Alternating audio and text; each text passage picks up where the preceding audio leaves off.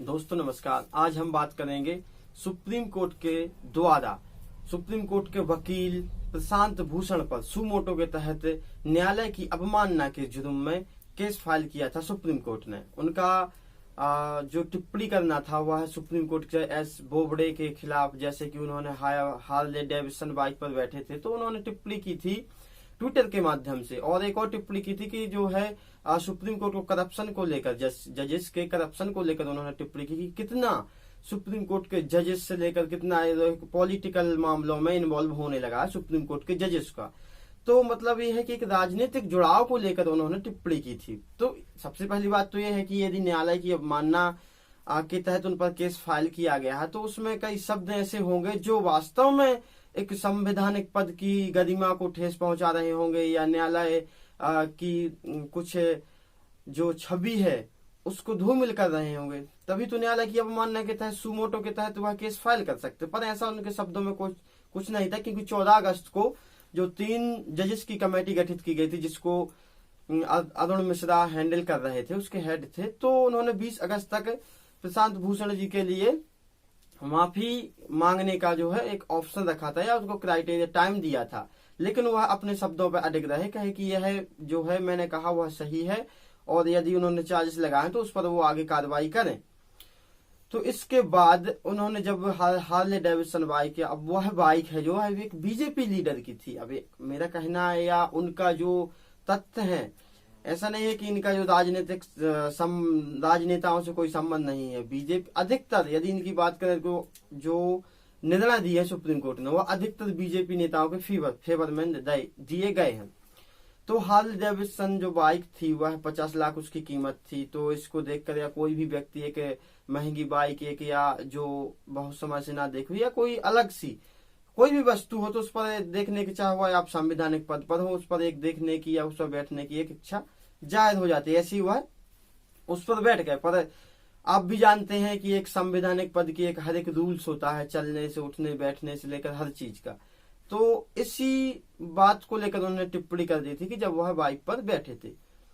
तो उन्होंने इसके बाद केस फाइल किया। अब केस फाइल होने के बाद उनको माफी मांगने के भी समय दिया, लेकिन उन्होंने प्रशांत भूषण जी ने माफी नहीं मांगी। तब अब जब उसका निर्णय आ गया तो ₹1 के फाइन के साथ प्रशांत भूषण का केस को खत्म किया गया है या उनके केस को क्लोज कर दिया गया है। जुर्माने की राशि ₹1 थी। तो इस पर प्रशांत भूषण से भी जो है पूछा गया, काफी मीडिया में चर्चित हुए, ट्विटर के माध्यम से काफी सभी तरह से कार्रवाई हुई और एक के बाद एक जज अपने अपने ओपिनियन देते रहे। लेकिन प्रशांत भूषण का जो ओपिनियन था ट्विटर के माध्यम से, तो उसके बाद भी उस पर शब्दों पर अडिग रहने की उन्होंने बात कही थी।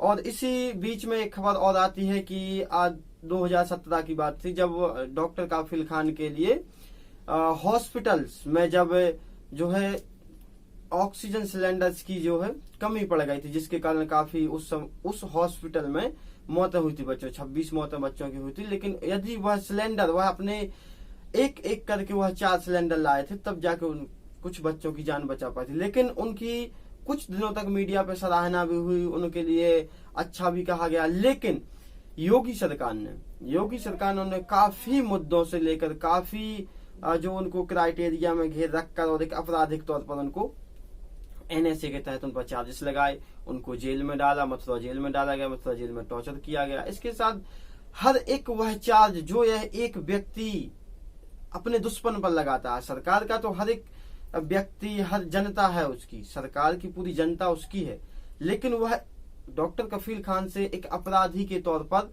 व्यवहार करती है, या कहें तो दुश्मन के तौर पर। योगी सरकार ने हर वह एक चार्ज लगाया, जैसे कि निकलने की जो हाई कोर्ट ने जो है ऑर्डर दिए कि उनके बेल मिल जाए, उनको रिलीज किया जाए कुछ दिनों के लिए, तो उन्होंने दोबारा एक चार्जेस लगा दिए। तो ऐसे एक एक करके चार्जेस लगाते गए, 2-2, 3-3 महीने के ऐसे करके उनको 2017 से लेकर अभी 2020 में अभी पिछले ही दिन इसी सप्ताह उनको बेल मिली है। तो ये है रिहा कर दिया गया है। जब इलाहाबाद हाई कोर्ट ने कहा कि नहीं, इन पर सारे चार्ज लगाए, कोई भी सबूत पेश नहीं हुआ, सारे चार्जेस खारिज हैं NSA के तहत, और जो CAA अमेंडमेंट बिल के तहत जो उन पर केस फाइल किया गया था स्पीच में, पर ऐसा उनकी स्पीच में ऐसा कुछ भी नहीं था। उन्होंने एक कम्युनिटी को प्रोटेस्ट करने के साथ, क्योंकि यह हम भी जानते हैं, आप भी जानते हैं कि नागरिक का यह अधिकार है, मौलिक अधिकार है कि वह उस बिल का समर्थन करे या समर्थन नहीं करे, उसको बोलने का अधिकार है। कोई भी बिल लागू होता है, कोई भी बिल पारित होता है, उस पर हर एक व्यक्ति का अपना अपना ओपिनियन होता है, जिस पर वह उसको सही बता सकता है, उसको वह गलत भी बता सकता है। यह व्यक्ति का अधिकार है, यह व्यक्ति का आम अधिकार है नागरिक का।